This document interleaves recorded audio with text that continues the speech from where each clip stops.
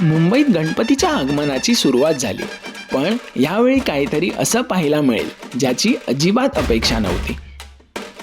एकामागून एक बाप्पाचं आगमन पाहत होतो, पण शेवटी जे समोर आलं ते पाहून खरंच विश्वास बसणार नाही.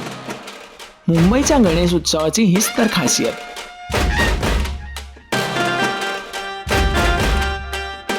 प्रत्येक आगमनात एक नवीन सरप्राईज. चला या आगमनाच्या प्रवासाला सुरुवात करूया. नमस्कार मित्रांनो, पायवट डायरीमध्ये तुमचं पुन्हा एकदा स्वागत आहे. आणि आज आहे 23 ऑगस्ट 2026 आणि आज गणपतीचं आगमन आहे आणि आज आम्ही चाललो आहोत परेल वर्कशॉपला मोठे मोठे गणपती बघायला. तर आज आम्ही परेल वर्कशॉपला इथेही जाणार आहे आणि एक तुम्हाला अशी जागा दाखवणार आहे जिथे तुम्ही सगळ्या गणपतीचं आगमन किंवा जे खेतवाडी साईडला गणपती जातात, फोर्टला जातात, त्याचं तुम्ही एकदम आरामात शांतपणे बिना गर्दीचं ते बघू शकता.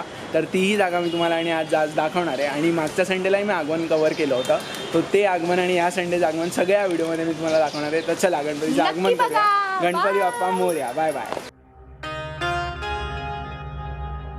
ढोल ताशे सज्ज झाले आणि आगमनाची पहिली चाऊल लागली. मग काय, पाहता पाहता पहिला बाप्पा दाखल झाला. एका मागोमाग एक बाप्पाचे आगमन सुरू झाले आणि काही क्षणात संपूर्ण वातावरण बाप्पामय झालं.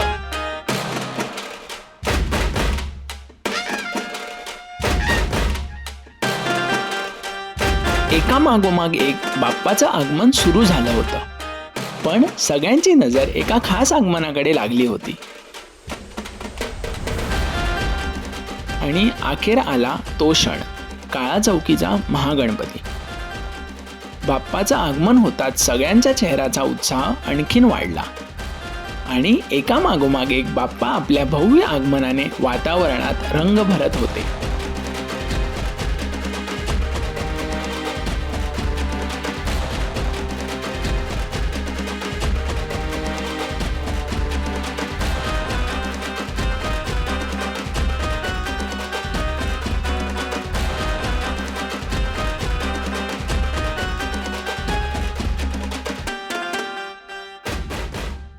तरी बघा, आता ही एक जागा आहे जिथे आम्ही आलेलो आहे. हिंदमाताचा सर्कल आहे. तर इकडे एक प्लेस आहे जिथे तुम्ही गणपती बघू शकता.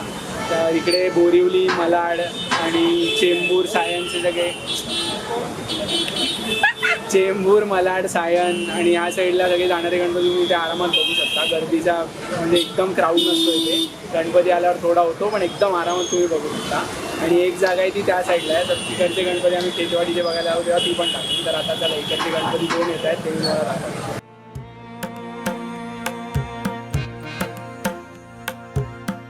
हिंदमाताच्या रस्त्यावर पोचलो आणि इथे बाप्पाचे एकापेक्षा एक वेगळे रूप पाहायला मिळत होते.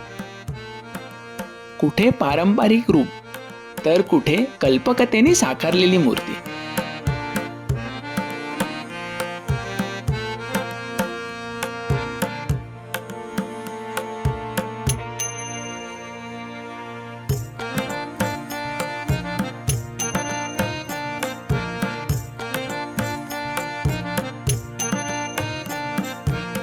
बाप्पाचं रूप कितीही वेगळं असलं तरी त्यांचं दर्शन मनाला तितकंच जवळचं वाटत होतं.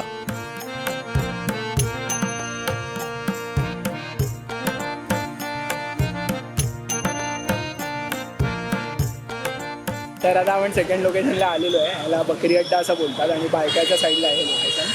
आणि तुम्हाला इकडून खेतवाडीला जाणारे, फोर्टला जाणारे किंवा ग्रँड रोडला जाणारे सगळे गणपती इथे बघायला मिळतील. आणि इथे पण क्राऊड नसतं आणि खूप मोठी स्पेस आहे, तुम्ही इथे आरामात सगळे गणपती बघू शकता. तर आता इकडे नवीन गणपती आलेला आहे, तो गणपती मी तुम्हाला दाखवतो. चला.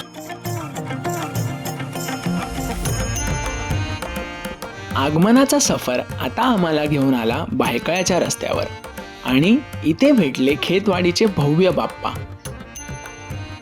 उंच आकार आणि त्यांचे प्रभावी रूप पहिल्याच नजरेत लक्ष वेधून घेत होते.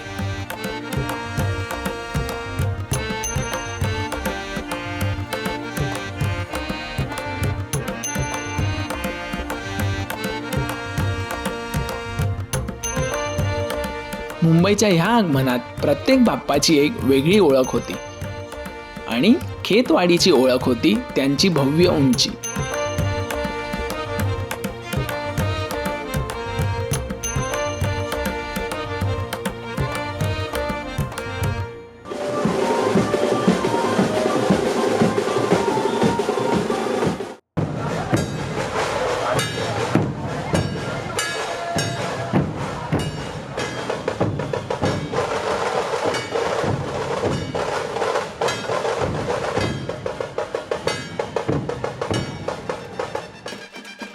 दिवसभर एका मागोमाग एक बाप्पाचं दर्शन घेतल्यानंतर आता दिवस शेवटाकडे आला होता. पण शेवटचं दर्शन मात्र सगळ्यांनाच थक्क करून गेलं.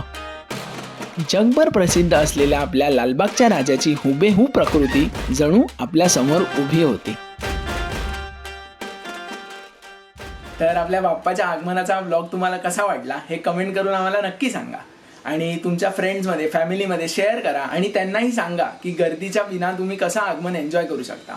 पण तिथे जाताय तर कचरा करू नका हे नेहमी लक्षात ठेवा.